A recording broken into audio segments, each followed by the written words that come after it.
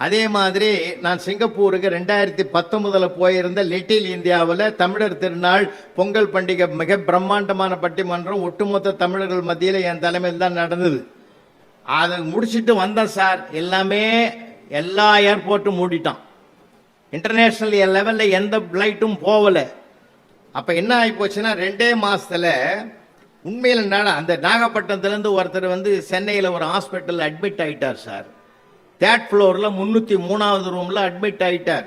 Heart patient admit ஆகிட்டார். அருமைச்சந்திரன் ஒரு கப்பல் தொழிலதிபர். அவர் என்ன பண்ணார், எனக்கு அங்கே தான் அவர் தான் எனக்கு அந்த லிட்டில் இந்தியாவில் கூப்பிட்டவர். ஒரு ஃபோன் பண்ணி, ஐயா நாங்கள்லாம் வர முடியாது, தயவு செஞ்சு எனக்காக நீங்கள் கொஞ்சம் பாதுகாப்பாக போய் அந்த நண்பரை பார்த்துட்டு வாங்கன்னார். சரி நானும் போனேன் சார். எப்படி ஒரு பழமுதிர் சோலையில் நிறைய பழமெல்லாம் வாங்கிக்கின்னு நிறைய போனோம் சார். 303வது ரூமு. தொந்தரவு பண்ணுறோமோ ரெஸ்ட் எடுக்கிறாரோ என்ன நினச்சாருன்னு பார்த்தா லேசாக கதவு திறந்துருந்தது. நல்ல வேலை தொந்தரவு பண்ணாத உள்ளே போய் பார்க்கலான்னு சொல்லி எட்டி பார்த்தேன். அந்த பெட்டில் படுத்திருந்த ஆள் என்னை பார்த்துட்டு பரபரப்பாக எழுந்தார். நான் சொன்னேன், எந்திரிக்காதையா, இந்த மாதிரி பரபரப்பு அடைஞ்சு பதற்றம் அடைஞ்சு தான் உனக்கு இந்த வியாதியாக வந்திருக்குது. உனக்கு என்ன ப்ராப்ளம்னு எல்லா ஸ்டோரியும் அருமைச்சந்திரன் சொல்லிட்டாரு, நீ அப்படியே படுன்னு. இல்லை சார், எதையும் பேசாதையா, கம்முன்னு படுன்னு சொல்லி எடுத்து போன ஆப்பிளை கழுவி தோலை சீவி 2 பீஸ் போட்டு அவருக்கு சாப்பிட வச்சு, இப்போ 2 நாள் ஆச்சா அட்மிட் ஆகி இப்போ ஹார்ட் பெயின்லாம் எப்படி இருக்குதுன்னு கேட்டேன். ஹார்ட் பெயின் இருக்கிறவன் இசிஜி எடுக்க போய்க்கிறான்.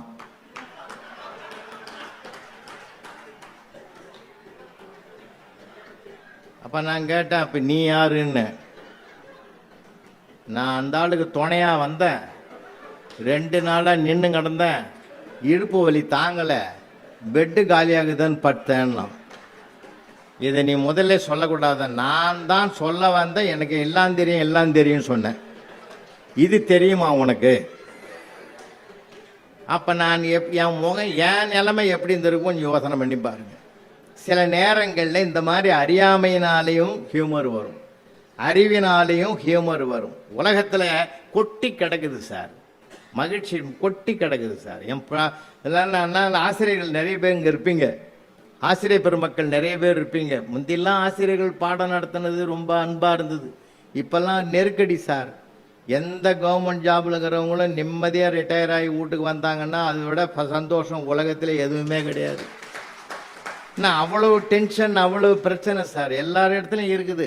சும்மாவே கேட்பான் சார். டாக்டர்கிட்ட நான் ஒன்றும் இல்லை, என் ஃப்ரெண்டு ஒருத்தர் டாக்டர், அவர் பார்க்கலான்னு போயிருந்தேன், பேஷண்ட் வந்துட்டான் சார். சரி நீங்கள் அவரை பார்த்து முடிங்கன்னு. அவர் உக்காந்தது, ஸ்டெத்தோஸ்கோப் எடுத்தார், இப்படி வச்சாரு, பார்த்தாரு, முதுகில் வச்சு பார்த்தாரு, கண்ணை காட்டுன்னு பார்த்தாரு, நாக்கை நீட்ட சொன்னார். எல்லாம் பார்த்துட்டு என்ன பண்ணுதுன்னார். இவ்வளோ நேரம் என்ன பண்ணன்னு கேட்குறான் சார். இவன் என்னையே கேட்குறதுக்குனே இதெல்லாம் பண்ணேன்னா, எங்கள் ப்ரொசீஜர் இதை முறைப்படி தான் அப்படி தான் செய்வோம். இப்போ என்ன பண்ணுது சொல்லு. ஒன்றும் இல்லை டாக்டர், இந்த வலது கால் முட்டி குடையுதுன்னா. உடனே டாக்டர் கேட்டார், என்ன வயசுன்னார். 70ன்னா. 70 வயசுன்னா குடைய தான் செய்யும்னார். அவன் கேட்குறான், இடது கால் முட்டிக்கும் அதே வயசு தானே, ஏன் குடையிலன்னா. இப்போ டாக்டருக்கு குடைய ஆரம்பிச்சிருச்சு. அவர் இப்படியே கையை வச்சார். இவன் கேட்குறான், வலிக்கிற மாதிரி இருக்குதான்னா. ஆமான்னார். அதெல்லாம் ஒன்றும் பயப்படாத, அது வாயு சம்பந்தப்பட்டது, இஞ்சி தட்டி டீ போட்டு சாப்பிட்டா சரியா போடும், எனக்கு பல முறை வந்திருக்குதுன்னு வைத்தியம் கேட்க வந்தோம், வைத்தியம் சொல்லிங்கிறான். அப்போ அவர் என்ன பண்ணார், மறுபடியும் கேட்குறான், இந்த முட்டி வலிலாம் சரியா போகணும்னா என்ன பண்ணுறதுன்னா. டெய்லி 4 கிலோமீட்டர் நடன்னார். அவன் சொல்கிறான், நடக்கிற காரியமாக சொல்லன்னா. அவருக்கும் கோபம் வராது, மனுஷன் தானே அவரும். நீ நடக்கலைன்னா காரியம் நடக்கும் போயான்ட்டார். அதனால் வாழ்க்கையில் எல்லா இடங்களிலும் எதை குதர்க்கமாக வர்றது சரி, அறிவுபூர்வமாக வர்றது சரி, மகிழ்வதற்கு நம்ம மனசை தயாராக வச்சிருக்கணும். குற்றம் பாக்கின்னு சுற்றம் இல்லைன்னா. எல்லாரையும் அரவணைக்கணும்னா சந்தோஷமாக இருக்கணும் சார். சிரிப்பு உலகத்தின் பொதுமையான முகவரி எது தெரியுமா? ஜாதியை கடந்தது, மதத்தை கடந்தது, இனத்தை கடந்தது, மொழியை கடந்தது, எல்லையை கடந்தது. புன்னகை என்ற ஒரே மொழிதான் பொதுவான மொழி. இதுல யாருக்கு பார்த்தாலும் அவங்களுக்கு இவங்களுக்கு வித்தியாசம் இல்லாத சிரிப்பு சார் அது. அதனால தான் நான் சொல்றது, எல்லா இடத்துலையும் இந்த சந்தோஷத்தை பகிர்ந்து கொண்டுவாங்க, மகிழ்ச்சியை. கிளாஸ் ரூமே அமக்கலமாக இருக்கு நம்ம போனோம்னா. ஒரு ஆசிரியர் எப்போ ஜெயிக்கிறார்? ஒரு அலுவலர் எப்ப ஜெயிக்கிறார், நான் எல்லாருக்கும் பொதுவா சொல்றேன், ஒரு உத்தியோகஸ்தர் எப்ப ஜெயிக்கிறார் தெரியுமா? ஒரு நாள் லீவு போட்டோம்னா என் பையன்லாம் பசங்கள்லாம் சுத்திக்குவான் சார். மறுநாள் அதெல்லாம் சின்ன கிளாஸ் தான் எடுப்பேன், அப்பெல்லாம் ஆரம்பத்தில் விரும்பி எடுப்பேன். சுத்திக்குவான் சார், போங்க சார், ஏன் சார் லீவு போட்டீங்க, அப்படி கெஞ்சுவான் சார். எனக்கே ஒரு மகிழ்ச்சியா இருக்கு, நம்ம இல்லைன்னா பசங்க என்னமா ஏங்குறான்னு நினைப்பேன். அதெல்லாம் ஒருத்தன் சொல்லுவான், பெரிய ப்ராப்ளம் ஆகி போச்சு தெரியுமா உங்களுக்கு. என்னடா ப்ராப்ளம்? உங்க பீரியட்ல மேத்ஸ் டீச்சர் வேற வந்துட்டாங்க சார், அந்த அம்மாவை பாராட்டணும். அது பீரியடையும் எடுத்து என் பீரியடையும் எடுத்து நடத்துதுன்னா அந்த அம்மாவை பாராட்டணும். அவன் அதுக்கு ப்ராப்ளம்ன்றான். அதை இப்படி சொல்றான்னு வச்சுங்களேன். என்ன சார் ஒரு வாரம் லீவுன்னாங்க, அதுக்குள்ள வந்துட்டீங்கன்னா நான் அங்கே வேலைக்கே போவானான்னு அர்த்தம்.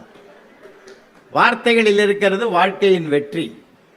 எவ்வளோ விஷயங்கள் இருக்கு சார், எவ்வளோ விஷயங்கள் நம்ம படிக்க வேண்டிய விஷயங்கள் நிறையா இருக்கு.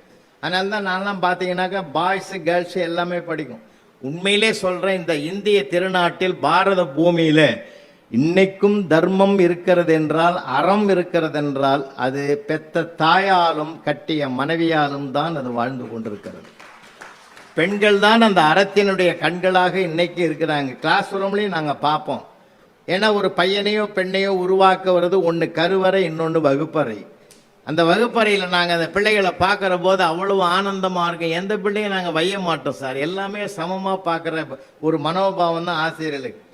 ஆனால் அந்த ஆண் பிள்ளைக்கும் பெண் பிள்ளைக்கும் வித்தியாசம் இருக்குது தெரியுமா உங்களுக்கு? ஒரு கேள்விக்கு ஆன்சர் தெரிஞ்சாதான் சார் ஒரு பொண்ணு எழுதும். இன்னைக்கும் சொல்கிறேன், ஒரு பெண்ணு ஆன்சர் தெரிஞ்சாதான் சார் எழுதும். தெரியாட்டாலும் பக்கம் பக்கமாக கதை விடுறோம் நம்மால் தான். ஆமாம், கூடுதலாகவே எழுதுவான். ஆமாம், ஆனால் தான் அப்படி கூடுதலாக எழுதுறவங்க பூரா பின்னாடி கூடுதல் அதிகாரியாக வந்துடுவாங்க. கூடுதலாக எழுதுவான் சார், அவனுக்கு பஞ்சமே இருக்காது ஆன்சருக்கு. அப்படிதான் ஒரு தடவை கேட்டு, இந்த பூகம்பம் எப்படி உருவாகும்னு ஒரு பையன் மனசாட்சியில் எழுதிக்கிறான் சார். வானம் வெடித்து சிதறும், பூமி பிளக்கும், கடல் கொந்தளிக்கும், பெருக்கெடுத்தும் ஓடும் வெள்ளத்தில் எங்கள் தமிழையா முதலில் போய் விடுவார். அவரை தொடர்ந்து ஆடு மாடுகள் எல்லாம் போகும். என் கூட எதை அனுப்புறான் பாருங்க. நானே பட்சி பார்த்து மனம் நொந்து நூலாகி அவனை கிட்ட கூப்பிட்டு, தர்மத்துக்கே அடுக்காதுரா இது, இப்படி அதர்மமா எழுதுகிறேன் சார். ஓன்னு அழுதான் அந்த பையன். உலகத்திலேயே அழுதான்னா, தான் செய்த தவறுக்கு ஒருத்தன் அழுதான்னா அதை விட மன்னிப்பு உண்டா? இல்ல, மனசாட்சியோட பாராட்டினேன், தம்பி உன்னை நான் பாராட்டுறேன் ராஜா, அழுத, போதும் போதும் நிறுத்து. நான் அதுக்கு அழுவல. என்னடா கம்மா போடுற, இன்னும் எதுக்கு அழுத? நீ படிச்சு பார்த்து திருத்துவன்னு நான் நினைக்கவே இல்லைன்னா சார். அவன் பிள்ளைகளை அரவணைக்கணும் சார், மகிழ்ச்சி சார் இது. அவன் ஆன்சர் எழுதுவான் தெரியுமா உங்களுக்கு? சிலதெல்லாம் ரொம்ப ஃபென்டாஸ்டிக்கா, நான் சில பண்டில் பண்டிலாக வீட்டில் கட்டி வச்சுக்கிறேன். அதெல்லாம் பொக்கிஷம் சார். வள்ளுவருக்கே தெரியாத ரகசியத்தெல்லாம் எழுதி வச்சிருப்பான். அவ்வளோ அருமையாக எழுதியிருப்பான். 18ஆம் நூற்றாண்டில் வாழ்ந்தவர்களை பற்றி குறிப்பு வரைன்னு கேட்டிருந்தோம். ஒருத்தன் எழுதிக்கிறான், அனைவரும் மாண்டு விட்டனன்னு எழுதுறான் சார். அவனுக்கு ஃபுல் மார்க் போட்டேன். ஏன்னா அப்படி ஒரு ஆளை காட்டணுவான். நான் எங்கே போவேன்? 4000 திவ்ய பிரபந்தம் குறிப்பு வரைன்னு கேட்டிருக்கேன் சார். ஒருத்தன் எழுதிக்கிறான், இது 4000 பாடல்களை உடையது, அதுலேயே இருக்குது. இது படிக்க படிக்க திவ்யமாக இருக்கும், அதிலே இருக்குது. இதை உலகம் பிரபந்தம் என்று அழைக்கும். 3 சொல்ல எடுத்து 3 சென்டென்ஸ் எழுதிட்டான் சார் அவன். ரொம்ப பயங்கரமான ஆளுங்க தெரியுமா உங்களுக்கு? அதை விட பெரிய வேடிக்கை என்னன்னா, எங்கள் கணக்கு டீச்சர் சாந்தகுமாரின் பேர், எனக்கு அசிஸ்டண்ட்டாக இருந்தவங்க, அவங்க ஒரு கணக்கு கேட்டிருந்தாங்க சார். காலமும் நேரமும் ஒரு கணக்கு கேட்டிருந்தாங்க. 10 பேர் சேர்ந்து ஒரு தார் ரோட 20 நாளில் போடுறாங்க, அதே ரோட 15 பேர் சேர்ந்து எத்தனை நாளில் போடுவாங்க? இதே ஆள் மேற்படி ஆள் எழுதிக்கிறான் சார். இது அனாவசியமான கேள்வி. ஏற்கனவே 10 பேர் போட்ட ரோட 15 பேர் எதுக்கு போடணும்னு எழுதிக்கிறான் சார். கீழே எழுதிக்கிறான், இது அரசாங்கத்துக்கு வீண் செலவுன்னு எழுதிக்கிறான். அவங்க அந்த பேப்பரை தூக்கி என்கிட்ட வந்துட்டாங்க சார். நீ செல்லம் கொடுத்தா இந்த பசங்கள்லாம் கெட்டு போச்சு, இப்படி எழுதிக்கிறான் பார். நான் சொன்னேன், நீங்கள் போடுற கணக்கு வேற, அவன் சமுதாயத்தை கணக்கு பண்ணி எழுதிக்கிறான். எனக்கு என்னமோ உங்கள் ஆன்சரை விட அவன் ஆன்சர் தான் எனக்கு ரொம்ப பிடிச்சிருக்குதுன்னு. உங்களுக்கெல்லாம் இந்த மாதிரிலாம் எழுதினாக்க நீங்கள் பொறுத்துங்களா? அடா இதை விட பயங்கரமாக எழுதிக்கிறாமா. காந்தி ஜெயந்தி குறிப்பு வரைங்கன்னு கேட்டிருந்தேன். காந்தியை பற்றி 4 வரி எழுதிட்டு அடுத்த வரி எழுதிக்கிறான், ஜெயந்தியை பற்றி எனக்கு எதுவும் தெரியாதுன்னு எழுதிக்கிறான் சார். அவன் அப்படிதான் சார் இருப்பான். பையன்னா குழந்தைத்தனம் இருக்கும், வேடிக்கை இருக்கும், விளையாட்டு இருக்கும், எல்லாமே இருக்கும்.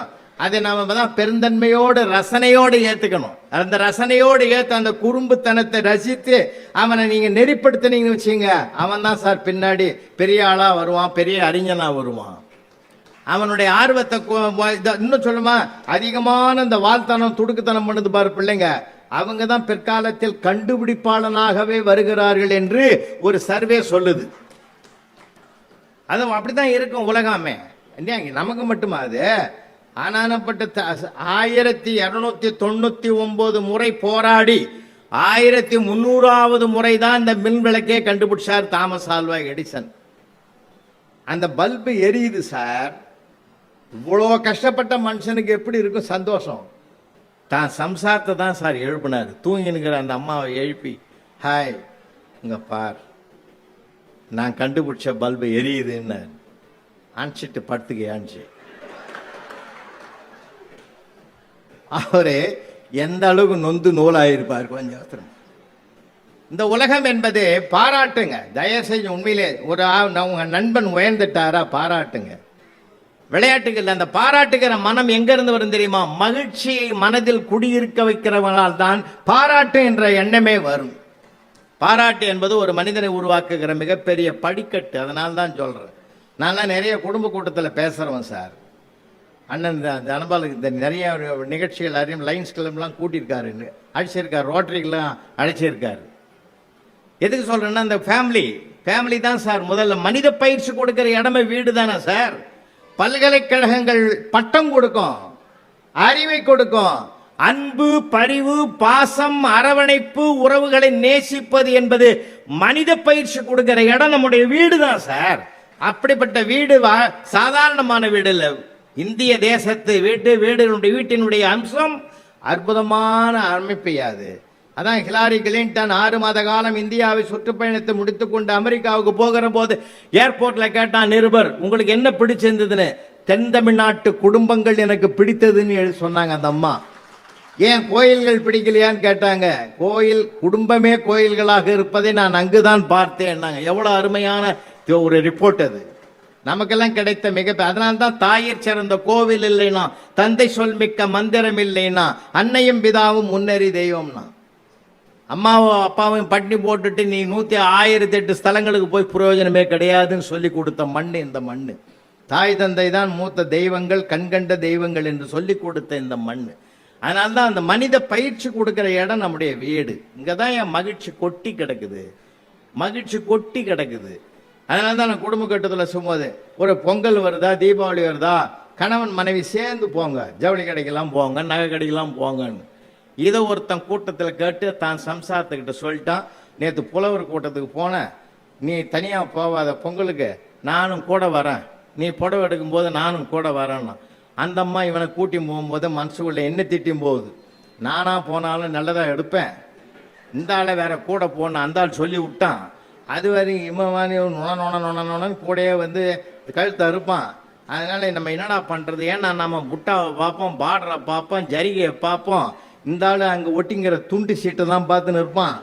அது விலை எவ்வளோன்னு பார்த்துட்டு இது வேணாம், இது நல்லா இல்லை, நீ கட்டினா நல்லா இருக்காதுன்னு எத்தனை தடவை சொல்லியிருக்கலாம்.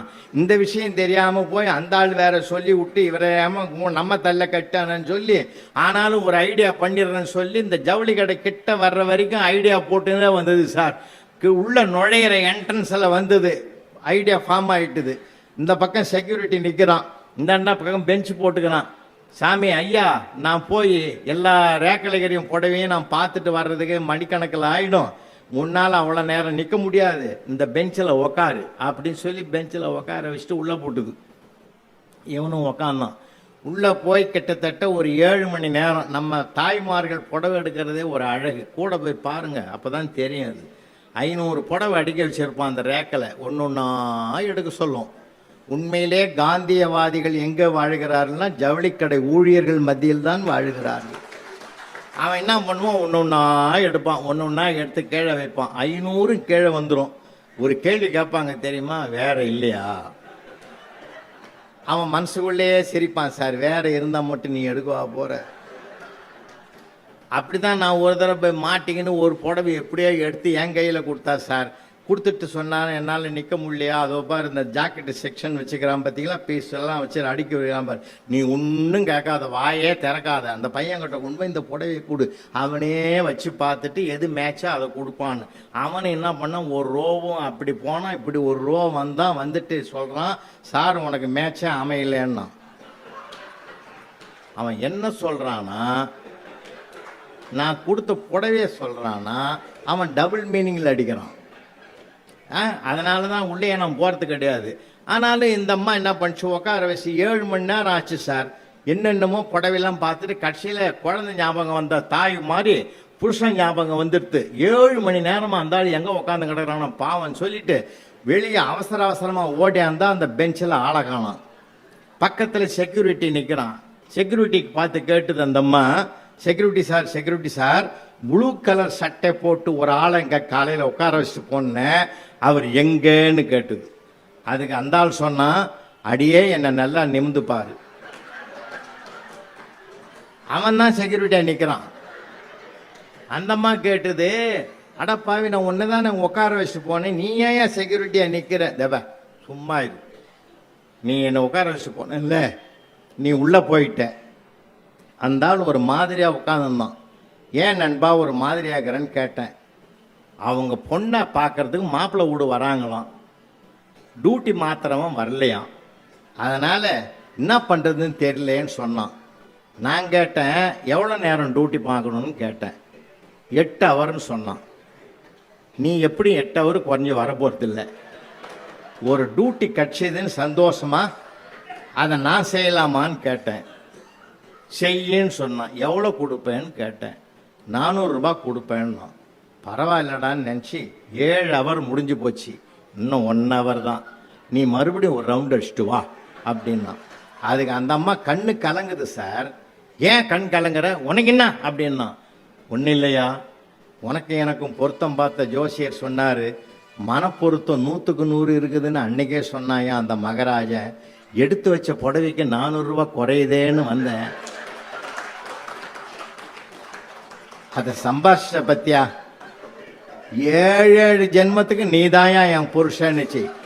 நம்மால் நினைச்சான் இதுதான் எனக்கு 7வது ஜென்மமா இருக்கணும், கடவுளே நான் முடிவு.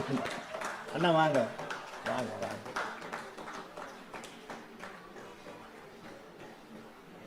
ஒரு நல்ல சிந்தனையாளர், ஒரு சமுதாய புரட்சியை உருவாக்குற விழிப்புணர்வு உருவாக்குகிற எழுத்தாளர், பேச்சால் மட்டுமல்ல தன் எழுத்தாலேயே பேச வைத்து சிந்திக்க வைக்கக்கூடிய தமிழறிஞர் மனுஷபுத்திரன் அவர்கள் வந்திருக்கிறார்.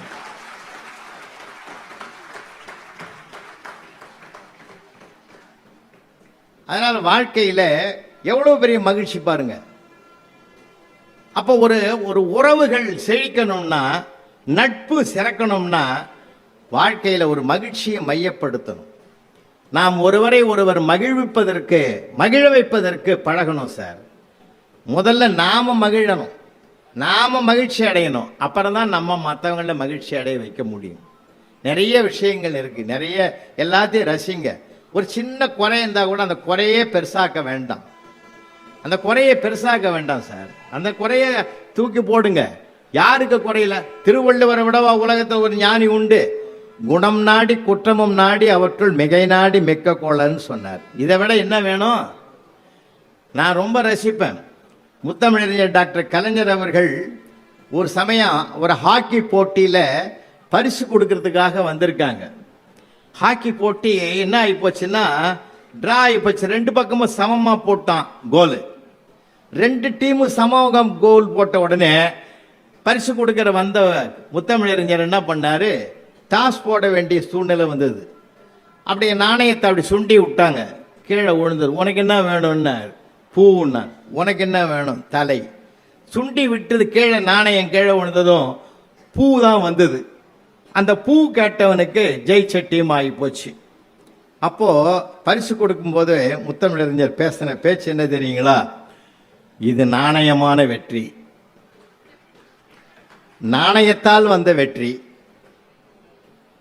பூ கேட்டவர்கள் ஜெயித்தார்கள், தலை கேட்பது வன்முறைதானே.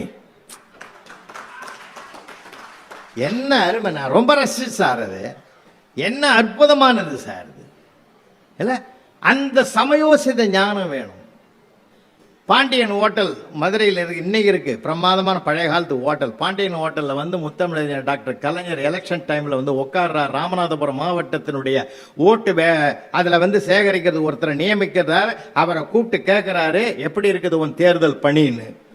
பக்கத்தில் இருக்கிறவர் சொல்றாரு, பம்பரம் மாதிரி சுத்துறாருங்க ஐயா. பம்பரம் மாதிரி சுத்தாத, அது ஒரே இடத்துல தான் சுத்தும். காற்று மாறி சூறாவளி பயணத்தை மேற்கொள்ளுன்னு ஒரு சொல்லில எவ்வளவு ஒரு சுகத்தை பார்க்க முடியும், அதில் ஒரு மாற்றத்தை எப்படி கொண்டு வர முடியும்ன்றது அவரை படிக்கிற போது தான் சார் தெரியும் நமக்கு. எத்தனை பிரச்சனைகள், எத்தனை எதிர்கொள்ள துன்பங்கள், அவ்வளவும் தாண்டி. அதனால்தான் சொன்னார் திருவள்ளுவர், இடுக்கண் வருங்கால் நகுகண்டார். அந்த சிரிக்கிற பக்குவத்தை பெற வேண்டும் மனிதன். நிறைவாக ஒன்று சொல்லி ஐயா வந்துட்டாங்க, ஒன்று சொல்லி நான் நிறைவு செய்கிறேன். எந்த சூழ்நிலையில நம்ம மனசு தெளிவா இருக்கணும் சார். சிரிக்க சொல்லல அவரு, துன்பம் வந்தா சிரிங்கன்னு சொல்லல. சிரிக்கக்கூடிய பக்குவத்தை நீ பெற்றுவிட்டால் அந்த துன்பத்திலிருந்து உன்னை காப்பாற்றிக் கொள்வதற்குரிய மார்க்கம் உனக்குள்ளேயே தோன்றும், உனக்குள்ளேயே தோன்றும் சார். ஏன்னா எல்லா இடங்களிலும் இருக்குது சார் நகைச்சுவை சார். கோர்ட்ல ஒரு விசித்திரமான கேஸ் வந்தது, ஒரு விவாகரத்து கேஸ் வந்தது சார். விவாகரத்து கேஸ் வந்தது, குற்றவாளி கூண்டல் அவன் நிக்கிறான். ஏம்பா 10 வருஷமா தம்பதிகளாக வாழ்ந்தீங்களே, மறுபடியும் பேசி கலந்து பேசி முடிவெடுத்து சேர்ந்து வாழுங்க ஏன்னாரு ஜட்ஜ் ஐயா. அவன் சொன்னான், நானே எவ்வளவு முயற்சி பண்ணி பார்த்துட்டேன், அது வேணாம், இனிமேல் அது ஒத்து வராது, எங்களை பிரிச்சு விட்டுருங்கன்னா. பிரிச்சு விட்டா என்ன ஆகும் தெரியுமா? என்ன ஆனாலும் சரி சொல்லு சாமின்னா சொன்னாரு. அடுத்த மாசத்துல இருந்து உன் சம்பளத்துல பாதி அந்த அம்மாவுக்கு ஜீவனாம்சமா கொடுக்கணும். அவன் குற்றவாளி கூண்டில இருந்து கடகடன்னு சிரிக்கிறான் சார். டேய் வருத்தப்படுவன் பார்த்தானு நீ சிரிக்கிற? இல்லை ஏஜமா, 10 வருஷமும் முழுசா கொடுத்துன்னு.